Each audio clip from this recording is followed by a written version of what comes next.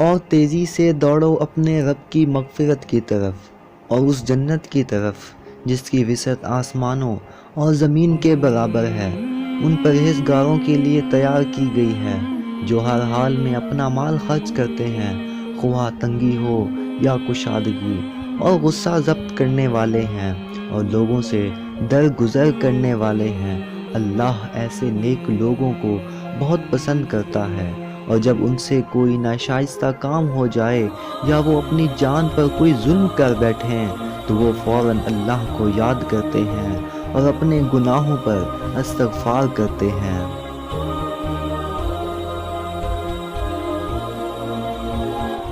اللہ کے سوا کون ہے جو گناہوں کو معاف کر دے اور یوں جان بوجھ کر اپنے کیے پر اصرار نہیں کرتے؟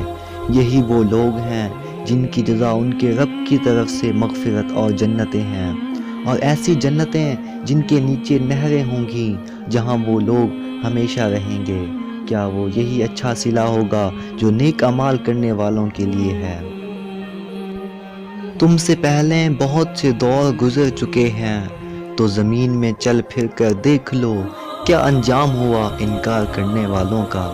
یہ قرآن لوگوں کے لیے واضح بیان کرتا ہے، ہدایت اور نصیحت اللہ سے ڈرنے والوں کے لیے ہے۔